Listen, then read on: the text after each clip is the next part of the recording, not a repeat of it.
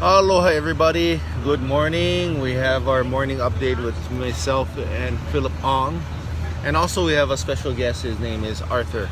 We'll be talking about what's happening, what went on this evening, last night, yesterday, and also today. Looking forward to what's happening today. So as far as what we know, what's happening in Lower Puna, lava flows are actually starting to show up close to Highway 137 near Kuokala. Obviously, there was the lava flows had hung east and went left towards the 55 flow in a ravine, which Uncle Keone actually said that there was a ravine back there behind Kuokala where the Hawaiian burial sites were at. I think it took a left and it started to go east. Yeah, started to go east.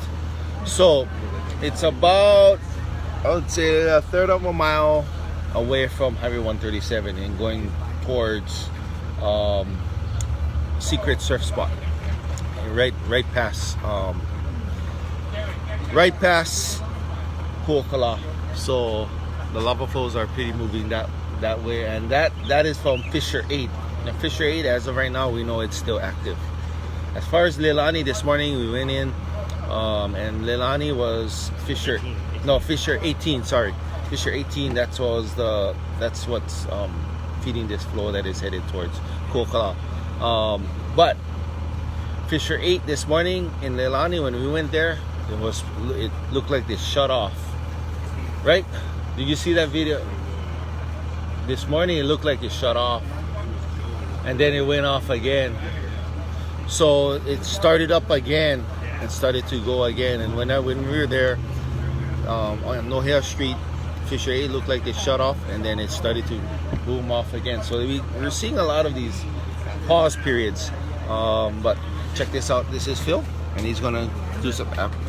All right, so here's the map that was released at 6 p.m. yesterday by the USGS. And by the way, you guys are asking where you can get these maps. You got to go to the HVO USGS site. HVO is the Hawaiian Volcano Observatory. So you just Google HVO USGS. All these maps are up there for free. If you want to look at them yourselves, download them. But here's the one released yesterday at 6 o'clock. And here's Fissure 18. All these ones in the dark colored numbers are where the lava is actually active coming out. So right now, 22, 20 are all reactivated and are reoccupying the tubes going down towards the ocean over here. But the new one was 18 coming this way, and here's where it took that big turn, and it's headed down towards the ocean right over here. Yeah, it's going to turn left, it's going to turn back right. We're in this map and go down this little valley right over here. So that's what Uncle Keone was saying about the ravine behind Kuokala. So this ravine is pretty much where this lava flow is actually taking. So as you can see, the descent lines is the blue lines, and that's where it looks like it's going. Right. So yeah, and then over here we have some of the flow from 22 is coming around and building a new branch of this arm down towards the ocean, closer to Mackenzie, unfortunately. So we'll see if that one's advancing. I haven't heard much detail on that. It could also take a turn in this direction. We're not sure anywhere what might happen in here, but this area is definitely under immediate threat now as well. And then finally, the other area of most immediate threat that's kind of new is up here in an area of Noni Farms Road, right? So yeah, go ahead. Go. This 2 arrows is the one that is actually active still, right? That's right. Yeah. So. This flow has been reported to come perhaps as far as over here, and that's kind of the concern. If it's going along the road this way, then it's been able to jump from this line of descent to this next one over here. And here this area doesn't have a blue line because it's relatively flat. That's why there's uncertainty which direction it might go. So almost every time so far it's gone directly down the line of descent, but in an area like a case like this, it may actually be able to bridge over. And if that's the case, then this is a flow that's causing concern for the area of Kapoho, because now this line as descent goes more to the east, right? Instead of the north. Straight to Four Corners. Goes straight to Four Corners, which is right there. And here's Four Corners. And then into the ocean in beach lots. Don't get panicked, guys. It's still far away from anything like that, but being ready and being makaala or getting stuff ready before it happens. That's if it goes for a while, a week, Right. or this Fissure 8 still pumps a lot of lava out of this fissure. The possibility of it going down in this area to Kapoho is high. Right. Yeah, and you know, it doesn't affect just people living in this area. But once this road is cut off, then there's going to be no way into here anymore. Right. Anything here south, this whole area all the way down to here. Right. And consider there's another flow coming here, likely to cut off the road at some point in this area too. So you're going to have two little isolated pockets already. Yeah, and also like if it does cross the road here, you know, all of Pohoiki Road is inaccessible, and you know, so if you guys have any livestock or anything like that on that road, I would suggest going and getting it right Yeah. now. If you can, yeah. If you can, I'm not too sure if It might be too late. the EOC will let you guys in, but if it does, if they do, I think they have let some people in for livestock, but I'm not too sure about what's going on down there. So, yep, this is what's happening today.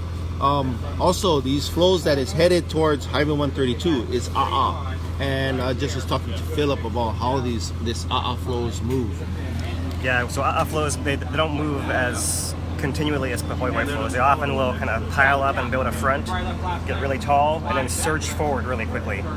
So you may get the impression looking at the flow that maybe it's not moving anymore, and it may just be building its height. So the amount of lava coming into it is still the same, but it's building up before it surges forward. So that means it can advance really quickly during the surges. And that's probably why we're extra concerned about these flows in this area and potentially hitting that line of descent, heading to this road fairly quickly as a potential. Right. It all depends how much is being fed, and that's something that's really hard for me to see at this point in time. And then another thing too, so Nana Valley residents, you guys pretty much almost out of the woods, but still, you know, 1 foot in the woods, right? There could Yeah. be, I mean, these flows could start potentially flow down and stop, which will create a berm or create a low spot on this side. Right. And then surge again from here and then go right. That's Yeah. a possibility. Yeah, but right, you know, so I mean, this line of descent is still very much in play. You know, the flow can go both ways at the same time, right? Right. So it could easily come in this direction still, and we're not. That's still an area of big concern, you know, because once it comes this direction, it's not going to be just a flow. It's going to get a lot more smoke and gas and everything affecting you guys that are closer Yeah. in. So Nana Valley, you guys still can get affected by smoke and SO2 levels getting high. Yeah. Let's exactly. talk about SO2 levels in Leilani right now. So this morning in Leilani, near Fissure 8 on Nohea Street, Kupona Street, SO2 levels, if you guys seen my video earlier today, this morning, it was at 10.1 ppm near Fissure 8 on this side of the flow. We were on this side of Nohea. So, you know, it's still up there as far as, and 10.8 is, what you think, Phil? Yeah, get out of there, right? So you shouldn't, you know, we don't want to be there in the first place. And the thing about the video that was really striking, you couldn't see anything, right? So you didn't see the gas in the air. It's there, and you're not able to see it. So that's why you got to be extra careful. In fact, you know, if there's anyone still in there, you know, who's trying to get their stuff out, like, you know, do it as quick as possible and get out of there. You know, you just, you know, don't count on a mandatory evacuation to keep yourself safe. Yeah. Yeah, that's what I would recommend. And if you guys are in Leilani, and just from my recording, you know, I was there with you know, some of my friends just earlier today, and it is, we have reports of it being 10.1 ppm. So that's not really a good place to be right now. So let's talk about what's happening. Anybody have any questions about what's going on? We can focus on this flow too. So this is the flow that is headed towards Kuokala. And some people were asking, just tuned in about what's going on. So Fissure 18 is still active. 22, 20, 16, and 18, very much active and still flowing towards Kuokala. And Philip just said, you know, you see this steepest line of descent, it could hang a left, which it did this morning. Hung a left, went east, and it looks like it's gonna turn back around and go back down into the ocean right by sequence. So if anybody has any questions for Philip and myself. One thing that was intriguing to us earlier was the fact that we had most of the active events shift to the west. That pattern has been broken now. Everything to the east is reactivated again. So whatever we were hoping for before, we can pretty much throw that out the window. You know, everything is active all the way up and down once again. You know, it could have just been a little hiccup or reorganization of the way the lava is coming out of the ground. I know we're all hoping for small little victories in the middle of this long, slow motion disaster. We gotta be really careful when we see the vents shut off or go down or pause potentially, that, you know, to assume that that's really the end of it. Yeah, I know. Like this morning, Fissure 8 paused for a second. When we have some friends that were in there and family members that was in there, and they said Fissure 8 stop. There was a lot of gases coming out of the system, and the area where the fissure was very much active yesterday. But Fissure 8 had stopped in some of the videos that they showed us, and now it reactivated again, right? Right. So what is the meaning of that, you think? It's hard to put any meaning to it. You guys got to remember that this is all connected as a blade coming up with all these different fingers, right? So it could be that the loose rocks in this crack that formed to open this thing up are just shifting a little bit, or the crack is opening, or the way the lava is pushing its way through, it's pushing one this way or that way, or it's easier to get out one direction or another, and that can shift, you know. So some vents maybe don't have that dynamics where they can stay constant for a while, but clearly some of these vents, like number 8, has deactivated and reactivated already at least a couple of times. So you gotta be really careful and make sure Also, not to jump the gun on that. Yeah. Also, Fissure 24 was very much active. Also, that I just got reports of with some friends in there right now. Fissure 24 is still very much active, also, which is also on Nohea. But we'll be having some aerial footage soon from the eyes in the sky. Also, just to let everybody know, yesterday they're starting to do road work on Chain of Craters today. Yeah. So the community meeting yesterday, they announced that they're hoping to have an agreement and park in place this morning, start working on that road by tonight, and hoping to have it done within 4 days. That's what was said at the community meeting. So we'll have to wait to see if that actually goes all the way through. But that's definitely a positive development. And there's also reports of that second road up behind Sanford's as well. So that's 2 extra routes out for people in Black Sands Kalapana area, which is welcome news. You know, we've been worried about that we're getting cut off. It still might. It might not if we're lucky. But having 2 more paths out definitely helps the situation for people who are still moving things out of there. Right. I have one thing to say this morning. So talked to a bunch of people, and over the course of 12 hours, and there was a mandatory evacuation for Lower Puna in the Kapoho area and down Highway 132. To all those people that are down there, it was, this time would have come because we kind of told people about being very ready for something happening, right? Yeah, it's something always better to be proactive, right? Be proactive. Always think of what's going to happen 2 days ahead of time. And the thing that I want to say is, to all those furry babies, all those pets, and I mean, a lot of pets got left behind last night, and a lot of people want to go back in to grab their pets. And everybody knew something was going to happen. Everybody should have been ready. And I feel bad for all these pets that are trapped, and some I know went down in a lava flow, and that's what happened when you're not ready for what's happening. Yeah, I mean, it's really hard to want to believe that it's happening to you, and it's right there how quickly it can happen. If you're leaving, even just for a little while, take your pets. Just take them. You can bring them back. Hopefully your house will survive. You can have someone to bring them back. But if not, then you have them with you. One less thing to worry about. It's easier for some than others, of course. But if you can, pets should be top of your priority list. Yes, because so we're trying to get people back in to rescue your pets and animals, and it's hard right now because just how it is in the affected areas. Yeah, people are worried that if you go in to get your pets now, you're putting yourself at extra risk as well. So not just your pet anymore, now your pet and you are both at risk. So yeah, that's the tough situation we're in right now. We want to help the pets, but not put people at risk. So that's where decisions are coming from. Yes. So with that being said, we have another special guest here, and he's also a huge volcano addict and really good brother. His name is Arthur. Everybody, how's it going? Hello, Arthur. So what's your take on everything that's happening? Well, you guys covered a lot already. My first thing comes to mind. If you're on the Rift Zone, you should already be out. If you're not out yet, get your stuff out.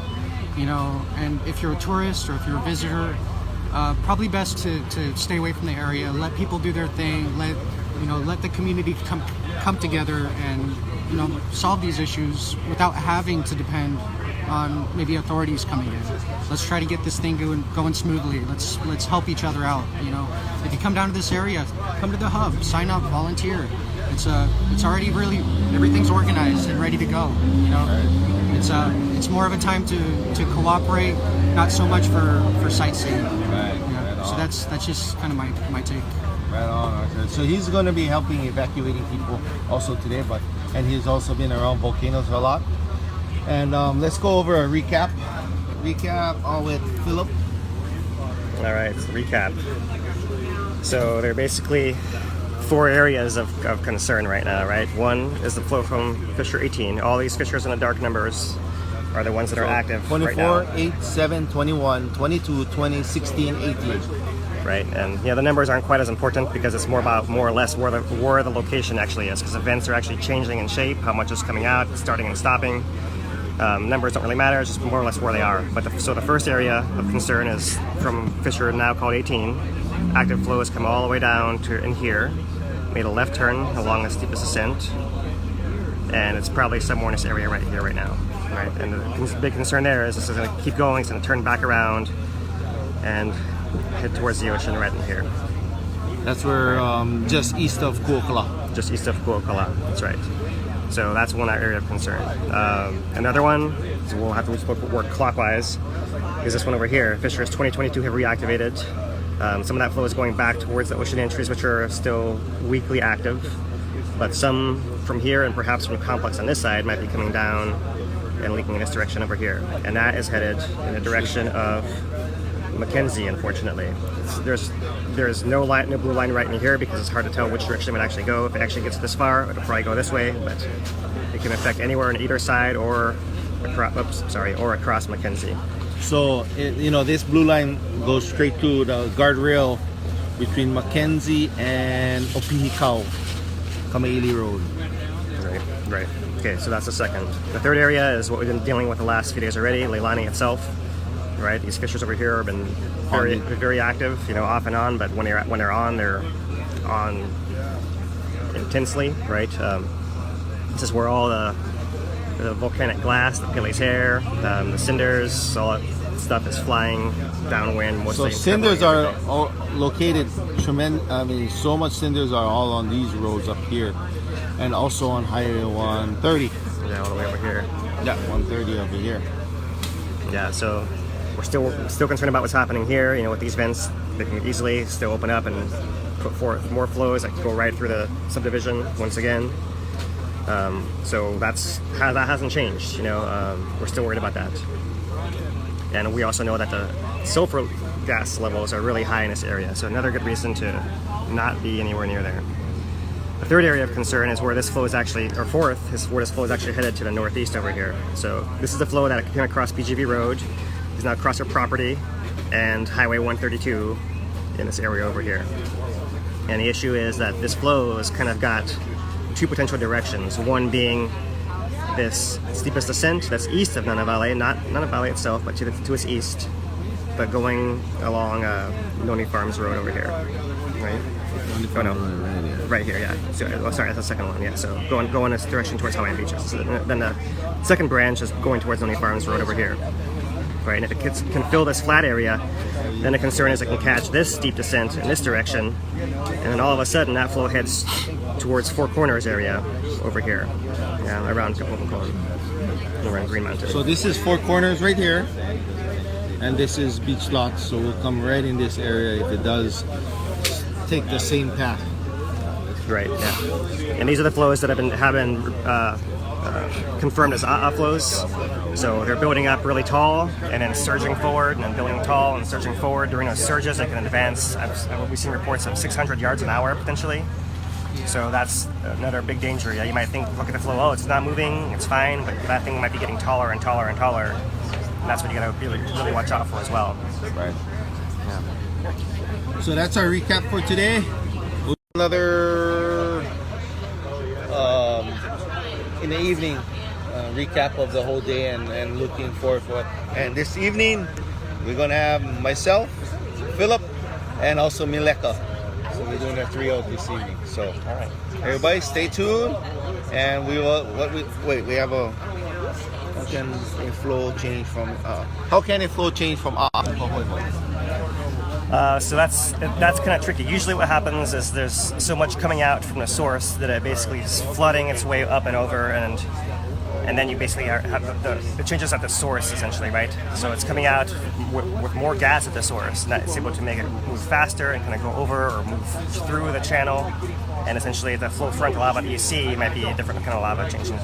That's a short answer. This is a area of intense research, so I'm going to keep it simple and basic, and forgive me if there's any generalizations in there, but that's one way that it can happen.